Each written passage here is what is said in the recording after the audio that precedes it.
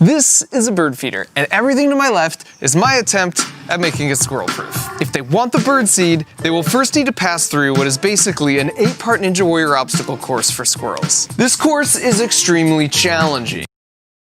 It is not for the timid of heart. But out of the gate, I will admit that in hindsight, that I completely underestimated my adversary. Now, if you're wondering why I would go through all this trouble, we need to go back 8 weeks ago when I found myself stuck at home and very bored. So I installed a bird feeder and decided to become a bird watcher. And it was just so lovely. Until they showed up.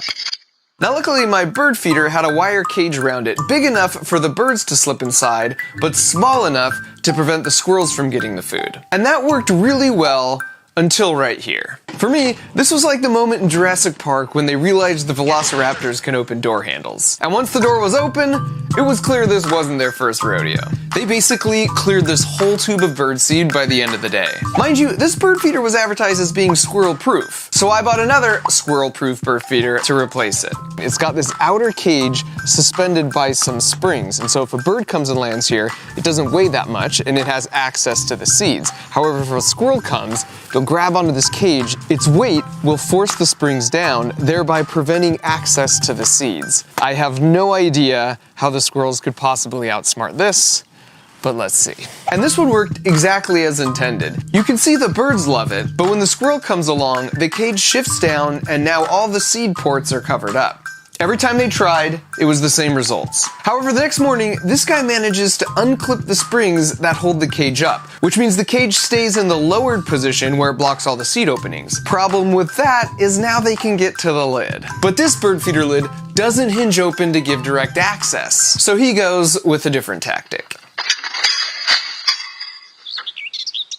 where he now has access to all the birdseed he wants. And so I decided I would try one more bird feeder design. Okay.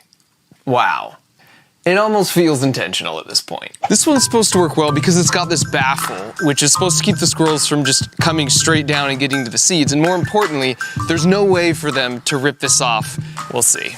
This one debuted to similar results. As he hangs by a few toes, this is when I really started to gain an appreciation for what they were capable of. It definitely seemed like this bird feeder was their favorite. Okay.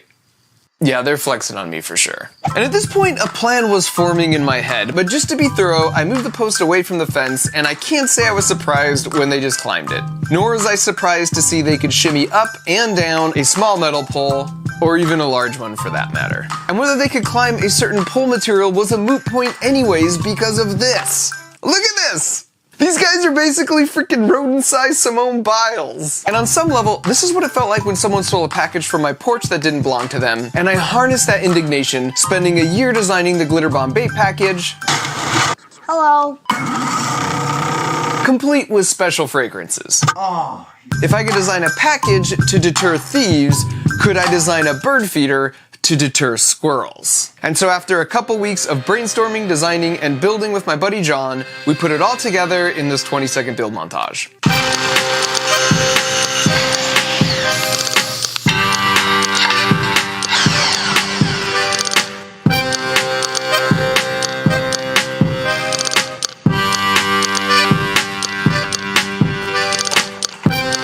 Here are the basic elements. For starters, here's where I've placed their favorite bird feeder, at the end of the course. And to sweeten the deal, right below that, there's a trap door. And if they step here, it releases a butt ton of walnuts and unfurls some celebratory banners. Why walnuts? I'm glad you asked. I'm using walnuts because over the course of a week, I put out a buffet of 7 different nuts and seeds. And all 4 times I repeated the experiment, walnuts were always the one they ate first. What's great about placing this here is it levels the playing field, as the birds can fly up and get as much food as they want anytime they need it. The squirrels, however, will have to work for it, because the only way to make it to this platform is if they work their way through my 8-part Ninja Warrior obstacle course, which all starts right here. This is the only platform on the course that has a pole that isn't covered in slippery stuff, which means this is where they have to climb up to enter the course. If they try and get up any other way, they can't keep a good grip and they just slide back down. So the first challenge is the Bridge of Instability. Now this may look easy, but the trick is it attaches at a single point on each end. And from a physics standpoint, that makes it no different than trying to crawl across a tightrope. It's the same deceptive principle with that one carnival game that's so impossible. I broke it down in another video where I used physics to show which carnival games were basically scams and the science on how to beat them. Next up, the Maze of 1,000 Corridors. This one's a bit more cerebral, but if they make it through that, it will bring them to the pitchfork tumblers, which are inspired by the show Wipeout. But unlike Wipeout, I should point out that all these contraptions are squirrel friendly, and even with a little back force, they will break away and stop spinning. Now, if they can make it past the pitchfork tumblers of treachery, they come to one of my personal favorites, the Home Wrecker.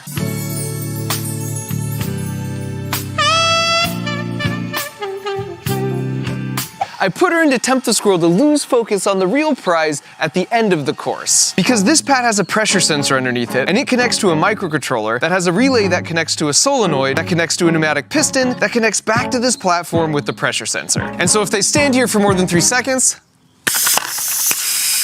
they've got to start the course all over again. Next up is the Sneaky Bridge of Deception. I've suspended a juicy walnut right in the middle, but there's no way this bridge will support their weight, so it'll be interesting to see how they approach it. The sixth challenge is called the Tourist Trap. It's actually a bit of a reward for making it this far. If the squirrel sticks their head through this board my wife painted, it's just a photo op they can hang on the wall of their tiny squirrel nest. I'll place a walnut here as an incentive for them not to miss this unique opportunity. The penultimate challenge are the quad steps of Great Elevation. This is taken straight from Ninja Warrior, and this is super tricky because these pads are all totally smooth and placed at a 45-degree incline. And now for the last challenge. At this point, they are a mere few feet away from their ultimate goal, but if they're not careful, they'll have to deal with the Orbital Assist Platform, aka the final countdown, aka it's not a catapult, it's a squirrelapult. Which means they now have to go back and start all the way over from the beginning. Now, if they want to avoid that fate, they just need to stand on this pad for less than 3 seconds. But once again, I've placed a diversion here. This one projects an optical illusion of anything you place in the bottom of this dish. It's actually super trippy and looks even more impressive in real life because the projected image is 3D. They're like $9 on Amazon, and I put a link that explains the juicy physics of how they work in the video description. Now, with regards to squirrel safety, I know I seem to have this reputation of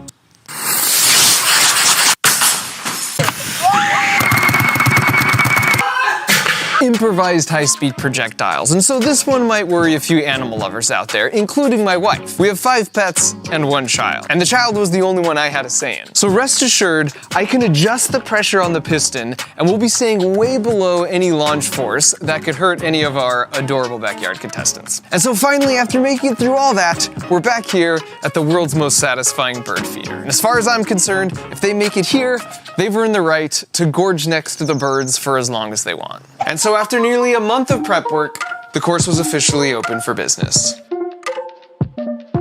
They could smell the walnuts at the final station, and you could see the gears turning because right above that was their favorite bird feeder. And so before long, we had our first contender.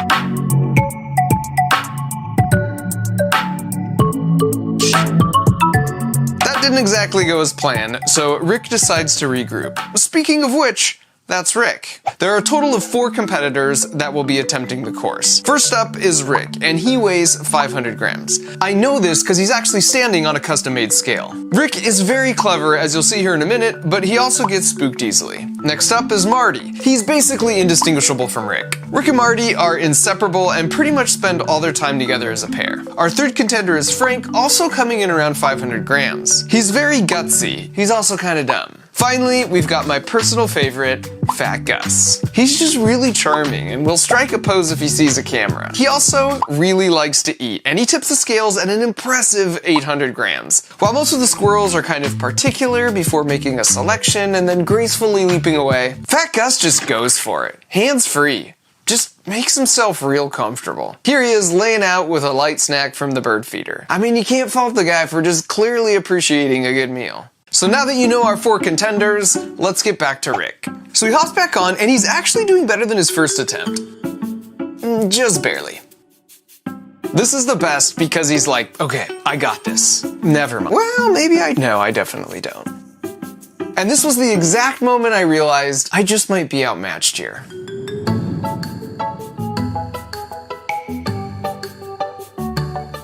Marty was watching Rick, and after a quick dip of his toes in the water, adopts his strategy right out of the gate. Oof, so close. But an excellent recovery. And Fat Gus, perhaps predictably, comes up a little short. Which brings us to the Maze of 1,000 Corridors, which, to be honest, they mastered this one pretty quickly. Here's a solid run from Fat Gus. And now for the pitchfork tumblers of treachery. Marty was like, yeah, that's a hard pass. Fat Gus is just like, abort! Frank is just like, nope. Then he's like, wait a second. Still nope. Then Marty flies in real hot over the top. He did make it through, but that's partial credit as far as I'm concerned. And then here's Fat Gus with my favorite attempt by far.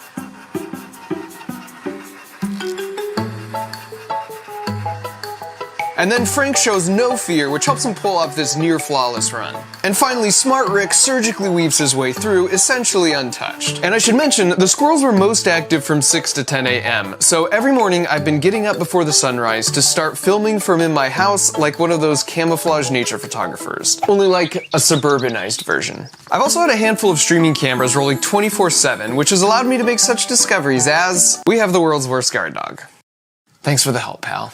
Now back to the homewrecker. You could see Rick is instinctively suspicious of this gold digger and only for a brief moment puts his full weight on the platform. I told you he was smart. His buddy Marty, on the other hand...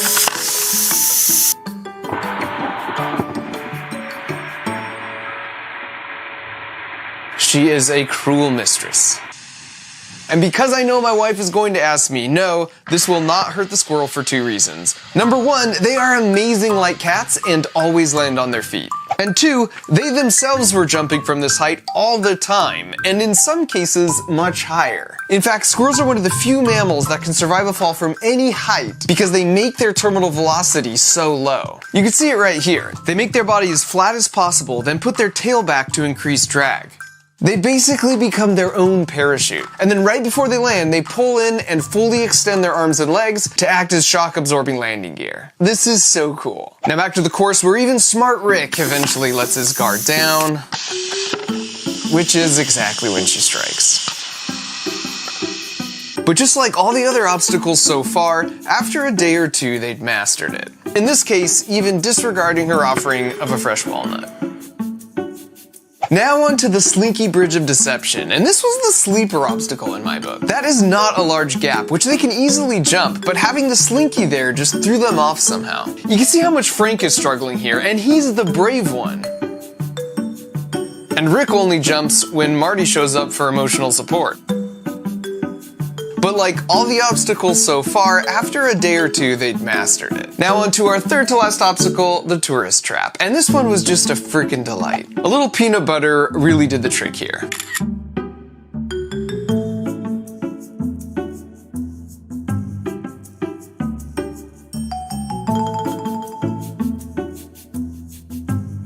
Now here comes Fat Gus, and I mean, how Fat Gus is this? He sees the camera and he's like, paint me like one of your French squirrels. Yeah? No? No takers? Alright. Here's another classic Gus where he looks at the camera. Wait a second. Play that back. And freeze. Zoom, enhance.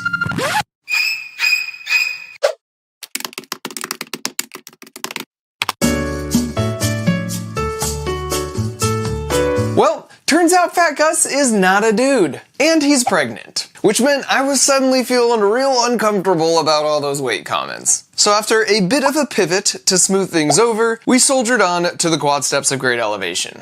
Frank comes in rather confident, almost to his demise. But he pulls off the smooth recovery.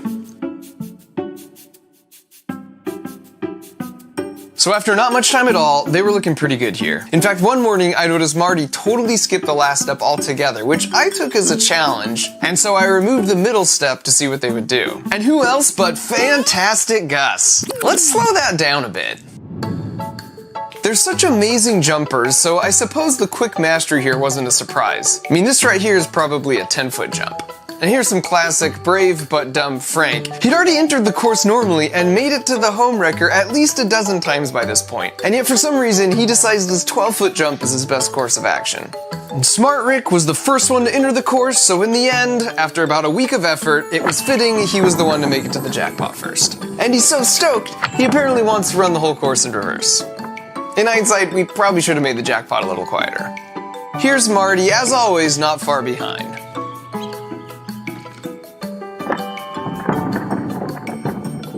He's also a bit flighty, as you know, which worked against him here because down below Fantastic Gus, ever the opportunist, comes through with a real stroke of brilliance.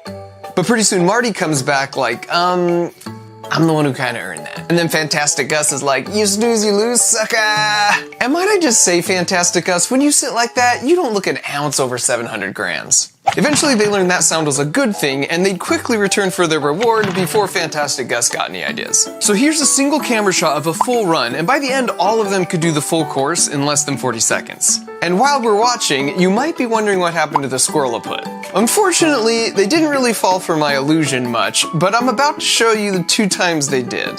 And as a promise to my wife, I turned the pressure to only 40% full power, so the acceleration the squirrel would feel is about half a G, which is 10 times less than a typical roller coaster. Additionally, I never turned on either the home wrecker trapdoor or the launch platform when I wasn't actively watching from inside my house where I had a manual override button. Because as safe as it was, something about launching Fantastic Gus just didn't feel right. Now what you're about to see is going to look pretty chaotic, but when we check the slow-mo, amazingly, I'll show you how the squirrel is totally in control pretty much the whole time.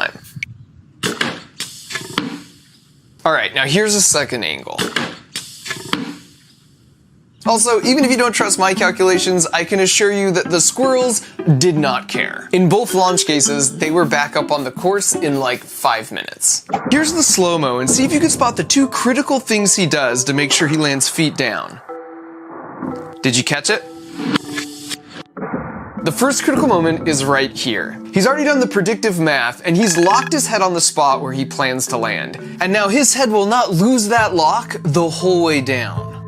What's crazy is the time it takes him to do all the predictive math to know exactly where he will land and to lock his head is 300 milliseconds. That's exactly this long, literally less than the blink of an eye. That blows my mind, but if you think about it, it makes sense these reactions would have evolved to be razor sharp if you live your life in the trees, constantly making split-second decisions. Now besides picking the landing spot with his head, the second trick is with his arms. When he wants to keep his upper body from rotating, he has his arms out, but the moment he wants to rotate his upper body quickly, he tucks them in. And then when he wants to stop rotating, he extends them out again. This is straight up conservation of angular momentum. It's the same trick ice skaters use. Basically, bring your limbs in if you want to rotate fast, extend them out if you want to slow the rotation. My buddy Destin from Smarter Everyday also made a video analyzing how cats always land on their feet, and they do the exact same 2 tricks. The head target lock and bringing limbs in to rotate and out to stop rotation. Here's the second launch. And this may look like pure luck in real time, but the slow-mo tells a different story. In that amount of time, he's already made a slight lateral push in that direction and locked his landing target with his head. We know from the previous clip he can rotate his body to any orientation, but he doesn't in this case because he sees his small push has already aligned him for the perfect landing. That's just so cool. And so after those 2 physics demonstrations, I disabled both the launcher and the home wrecker trapdoor and just let them enjoy the course in peace. As far as I was concerned, they had earned it. Plus, after spending a month together, we were sort of bros by this point. If they saw me coming out to work, they would certainly jump away, but then they'd just quickly be right back. And sadly, all good things must come to an end, and because I didn't want them to develop an unhealthy dependence on my handouts, after about a week of free reign, I took down the course, but in its place, I put up a specialized squirrel-sized picnic table. Every morning, this door opens to release just a few walnuts as a little treat to remind them of our good times together. Although I had to laugh that after all this, somehow I didn't anticipate on day 1, Frank would immediately try and figure out and partially succeed in finding a way to beat the system. Like everything else though, they quickly caught on, and now on some mornings I'll catch them just waiting for the daily ration, chilling patiently on the bench seat. That is everyone but Fantastic Gus. Don't ever change, buddy.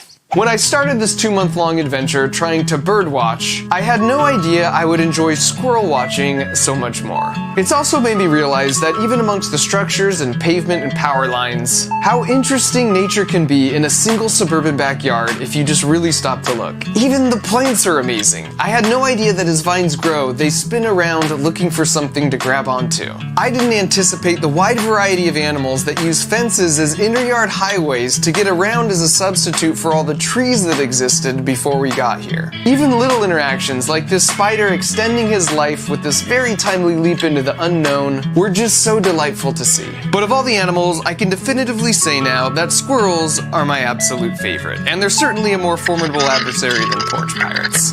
They're kind of adorable, incredibly crafty, curious by nature, athletic, and persistent. Turns out squirrels can live to be 20 years old, and so I like to think that someday Fantastic Gus will bring his grand squirrels to the fence and regale them with tales of cowboys and courage and legendary walnut piles.